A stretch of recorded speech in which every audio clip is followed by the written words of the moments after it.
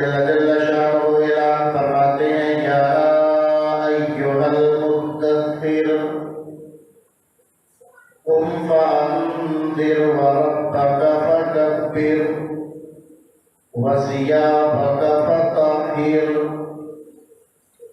اے میرے پیغمبر، اے کملی اوڑھنے والے، اٹھیے گا، لوگوں کو اللہ کے عذابات سے ڈرائیے گا،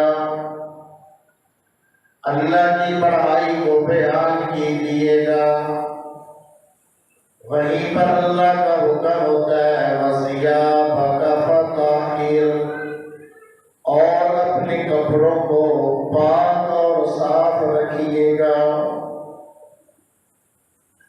اللہ جل شانہ نے ان صحابہ کی تعریف فرمائی ہے جو پاکیزگی کو اور صفائی ستھرائی کو پسند کرنے والے تھے۔ نبی پاک صلی اللہ علیہ وسلم مدینہ منورہ میں تشریف لاتے ہیں۔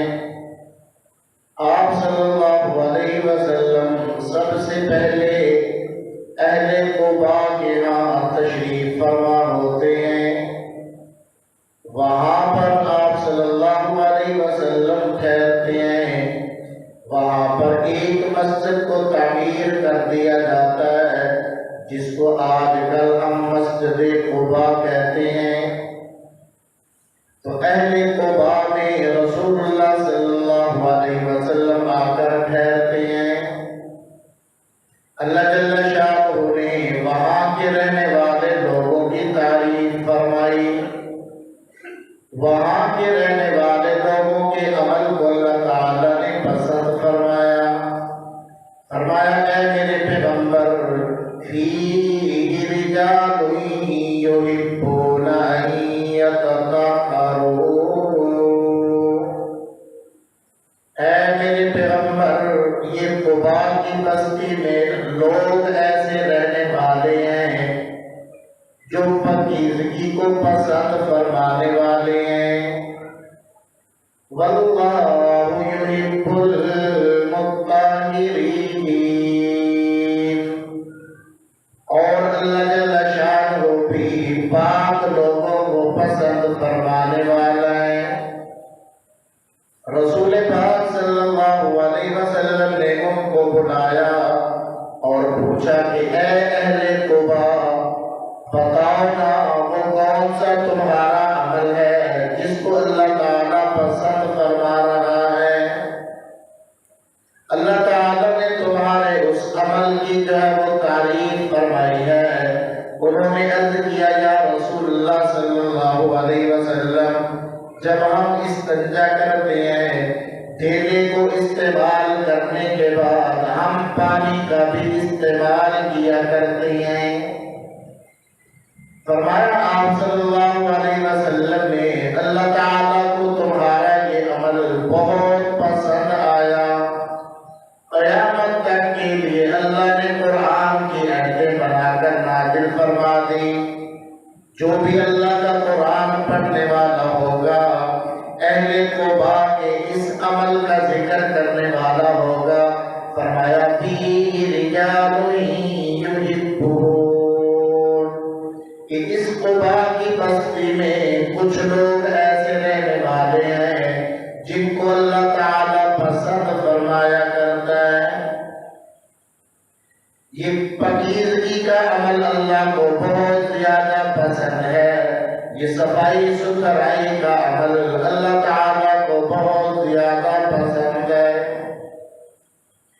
ایک اور مقام پہ اللہ جل شانہ کا اعلان ہوتا ہے ان اللہ یحب التوابین ویحب المتطہرین، اے لوگوں، اللہ توبہ کرنے والوں کو پسند فرماتا ہے، اللہ پاکیزگی حاصل کرنے والوں کو پسند فرمایا کرتا ہے۔ جو لوگ توبہ کرنے والے ہوتے ہیں، جو لوگ پاکیزگی کا اہتمام کرنے والے ہوتے ہیں، وہ لوگ اللہ کے محبوب ترین بندوں میں شامل ہو جایا کرتے ہیں۔ ارشاد فرمایا وَيُنَزِّلُ لَكُم مِّنَ السَّمَاءِ مَاءً لِيُطَهِّرَكُم بِهِ ہم نے آسمانوں سے پانی کو اس لیے نازل کیا تاکہ اس بارش کے پانی کے ذریعے تمہیں پاک اور صاف کر دیں۔ ہم نے اس پانی میں پاکیزگی کا وصف رکھا ہے، تو اللہ تعالیٰ نے پاکیزگی کو پسند فرمایا۔ پاک رہنے والے لوگوں کو اللہ تعالیٰ پسند فرماتے ہیں۔ ارشاد فرمایا اللہ جل شانہ نے، ان اللہ یحب التوابین ویحب المتطہرین۔ او میاں، اگر تم چاہتے ہو اللہ کے پسندیدہ بندوں میں شامل ہو جائیں، اللہ کے محبوب بندوں میں شامل ہو جائیں، تو آؤ پھر پاکیزگی اور ستھرائی کا اہتمام کرو۔ ارشاد فرمایا نبی پاک صلی اللہ علیہ وسلم نے کہ اے میرے صحابہ، لا يقبل اللہ صلاة بغیر طہور۔ اللہ جل شانہ کوئی نماز بھی بغیر پاکیزگی کے قبول نہیں فرماتا۔ جب تک تم وضو کر کے پاک نہیں ہو جاتے، اللہ تعالیٰ اس وقت تک تمہاری عبادت کو قبول نہ فرمائے گا۔ ارشاد ہوتا ہے اللہ جل شانہ ہوتا ہے، لوگوں اگر میرے کلام اللہ کو چھونا چاہتے ہو، اگر قرآن کریم کو اٹھانا چاہتے ہو، قرآن کریم کو پکڑنا چاہتے ہو، قرآن کا اہتمام کرنا چاہتے ہو، فرمایا لا یمسہ الا المطہرون۔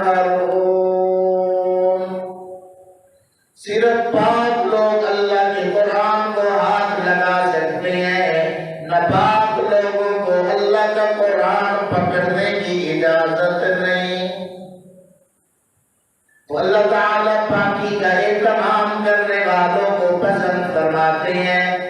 نبی پاک صلی اللہ علیہ وسلم کا ارشاد ہے، ان اللہ جمیل یحب الجمال۔ اے لوگو، اللہ تعالیٰ خوبصورت ہے، خوبصورتی کو پسند فرمانے والے ہیں۔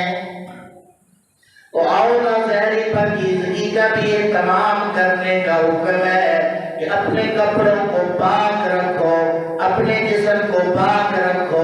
نماز کے فرائض میں سے یہ دو اہم فرض ہیں کہ تمہارے کپڑے بھی پاک ہونے چاہیے، تمہارا جسم بھی پاک ہونا چاہیے، تمہاری جگہ بھی پاک ہونی چاہیے۔ جہاں پہ تم کھڑے ہو کر اللہ کی عبادت کرنا چاہتے ہو،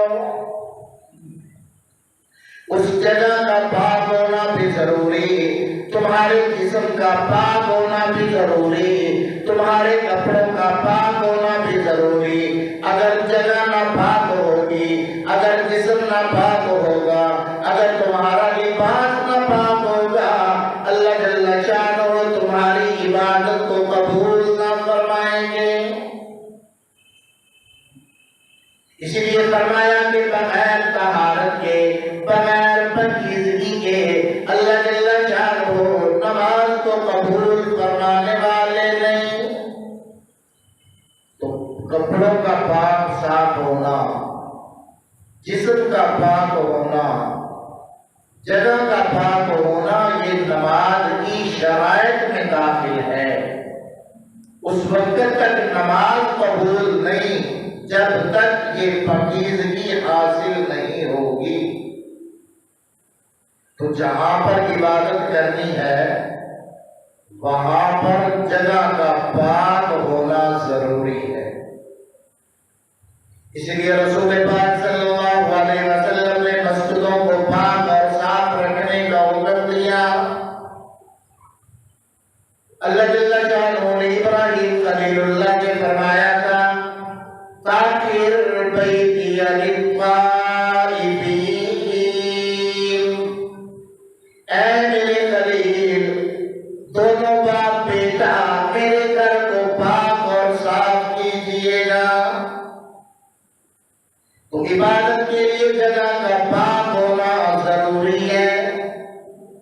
رسول پاک صلی اللہ علیہ وسلم نے صفائی ستھرائی کی ترغیب دیتے ہوئے ارشاد فرمایا من کان لہ شعر فلیکرمہ، اے میرے صحابہ جو تم میں سے بال رکھنا چاہتا ہے، جو تم میں سے جوڑا رکھنا چاہتا ہے، جو اپنے بالوں کو بڑھانا چاہتا ہے، اس کو چاہیے کہ ان بالوں کا اکرام کرتا رہے۔ ان بالوں کا اکرام یہ ہے کہ ان کو صاف ستھرا رکھے، ان کو دھوتا رہے، ان کے جو ہے وہ تیل لگاتا رہے۔ خود رسول پاک صلی اللہ علیہ وسلم نے فرمایا اے میرے صحابہ جب تم مسجد میں آیا کرو، جب تم عیدگاہ میں آیا کرو، خوشبو لگا کر آیا کرو، اگر خوشبو میسر نہیں تیل لگا کر آیا کرو، تاکہ آنے والے مجمع کے اندر تمہاری وجہ سے لوگوں کو تکلیف نہ ہو، تمہارے پسینے کی بدبو کی وجہ سے، تمہارے جسم کی بدبو کی وجہ سے ان لوگوں کو تکلیف نہ ہو، اس لیے حکم دیا کہ پاکی اور صفائی کا اہتمام کیجیے۔ تو اللہ تعالیٰ کے حبیب صلی اللہ علیہ وسلم خود بھی پاک صاف رہا کرتے تھے، اور صحابہ کو اور اپنی امت کو اس کی تعلیم دی ہے کہ وہ پاکیزگی کو، صفائی اور ستھرائی کو لازم پکڑے۔ وہ مشہور حدیث ہے جو آپ سنتے رہتے ہیں، فرمایا نبی پاک صلی اللہ علیہ وسلم نے الطہور شطر الایمان، ایک روایت کے الفاظ ہیں الطہور نصف الایمان، ایک روایت کے الفاظ یہ ہے النظافۃ من الایمان، کہ اے لوگوں صفائی ستھرائی کا اہتمام کرو، اس لیے کہ پاکیزگی ایمان کا آدھا حصہ ہوا کرتا